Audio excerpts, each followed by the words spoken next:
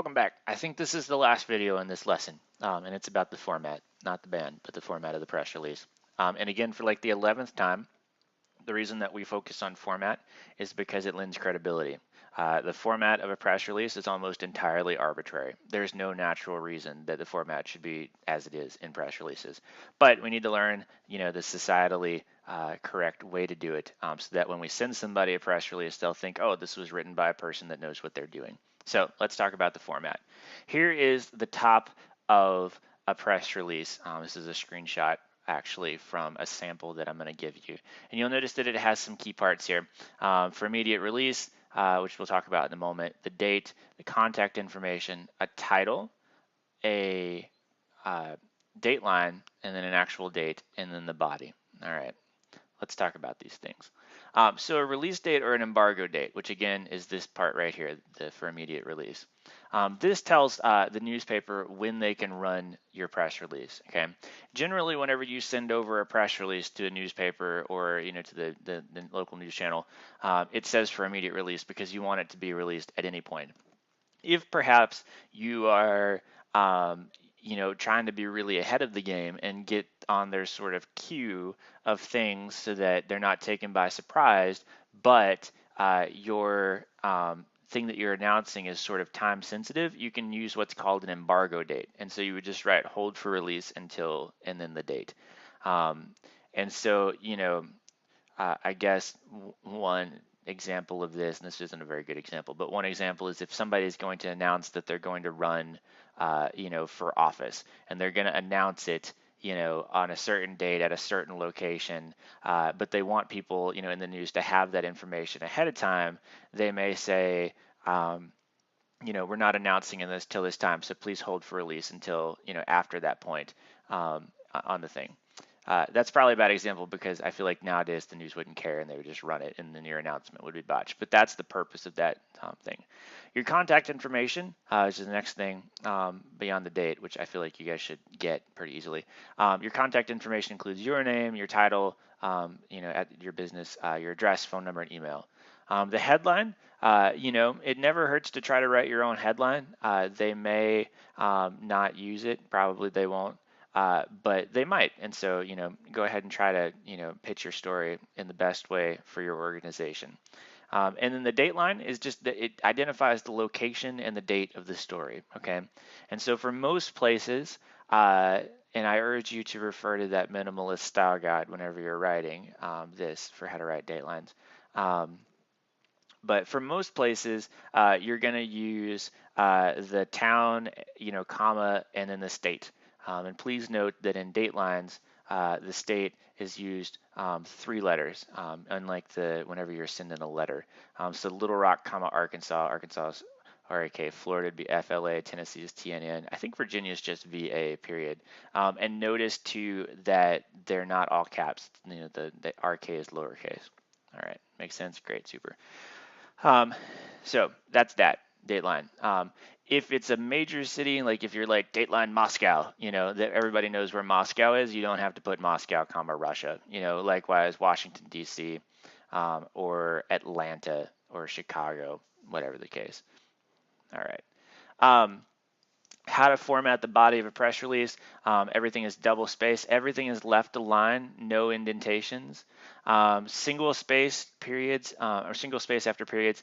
This is a topic of great contention between my friend Brad and I. He's an old school guy. He likes to do 2 spaces after the period because that's what he was taught. I'm like, no.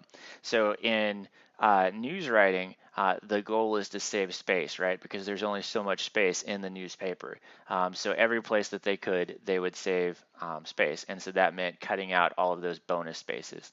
And I'll tell you, if you've ever wondered, the reason that people used to do 2 spaces, this is going to blow your mind, 2 spaces after the period, whenever you're writing a sentence before you start the next period, is because back in the day, whenever we wrote on typewriters, a lot of the letters, they would have no matter how wide the letter was, it would have the same space. So a W and an L, lowercase l, would take up the same amount of space. And so there ended up being a lot of extra space around that L because, the little thing that struck the page on the typewriter was the same width as the W.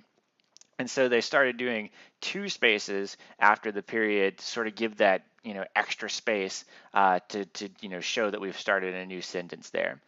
Nowadays, though, because we have computers and we're not hipsters typing on typewriters, uh, like they actually make the L take up only as much space as it needs. The W takes as much space as it needs, and A takes as much space as it needs.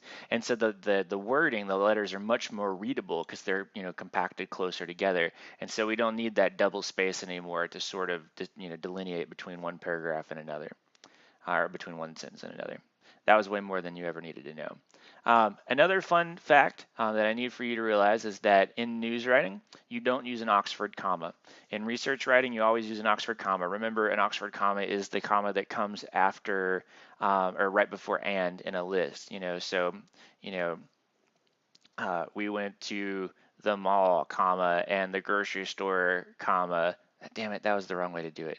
Oh no, I cussed on the thing. I don't want to go back and start over. We're too far in. Anyway, I'll tell you what an Oxford comma is in class if you don't know. It's the comma that comes before and. And again, to save space in news writing, you don't use that one. Gosh, okay.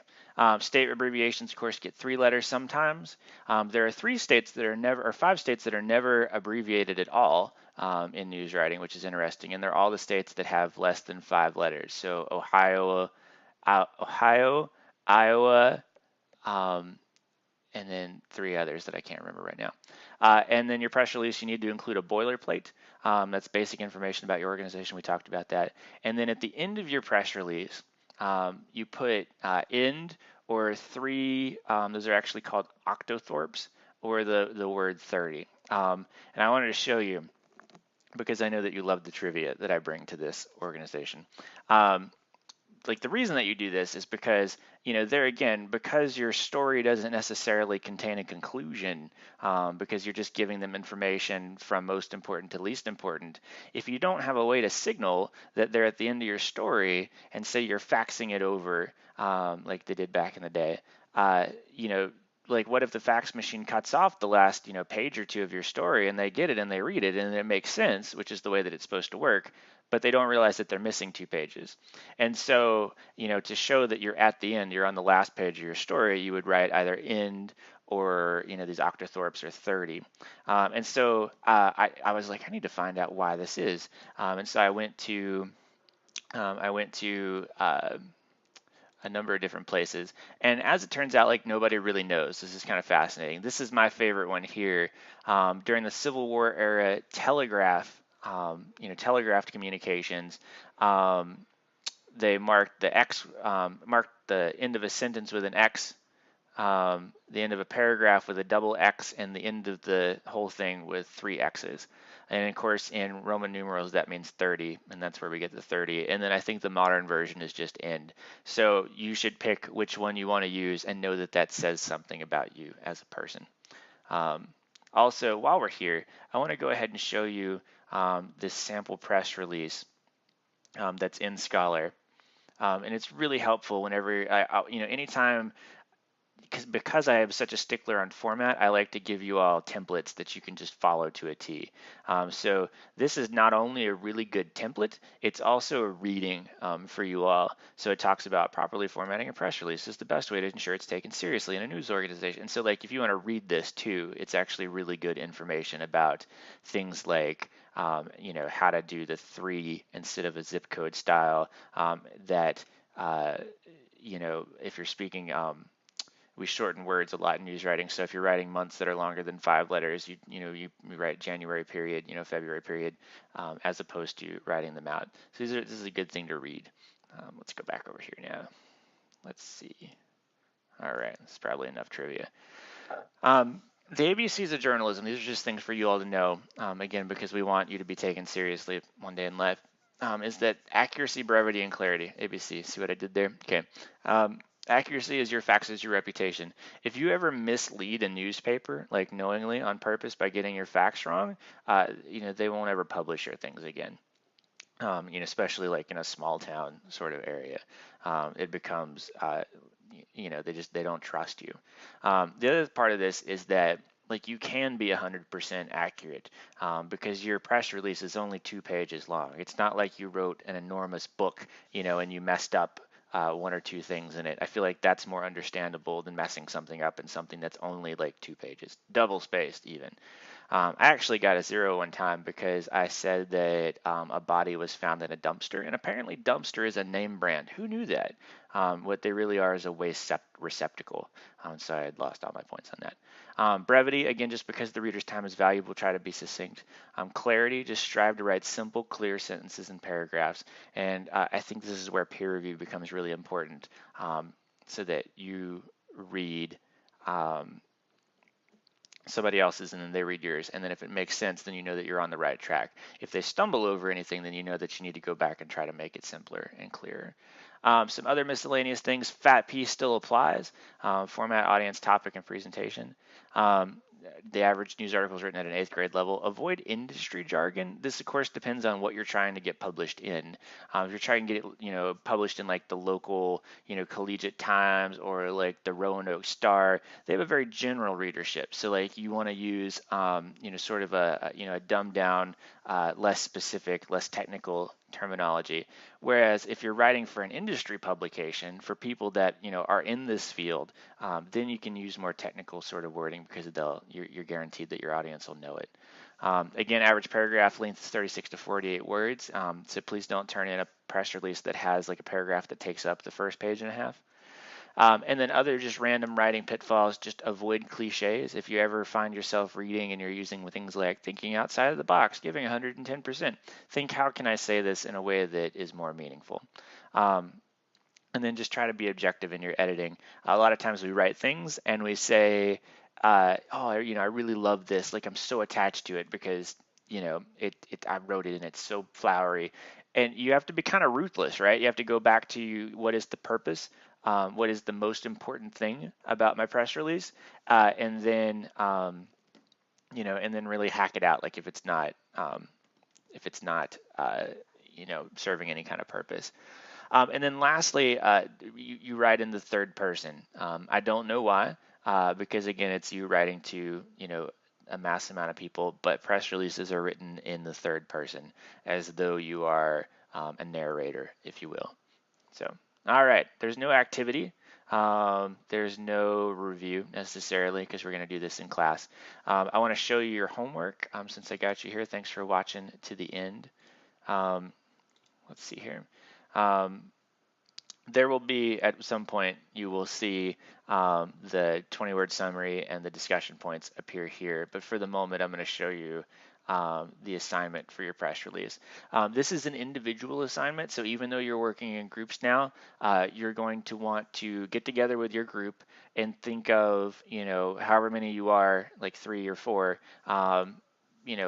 3 or 4 different stories that you would want to write about your organization, and then divvy up that work, and then each one of you writes a press release about a different event or a different topic.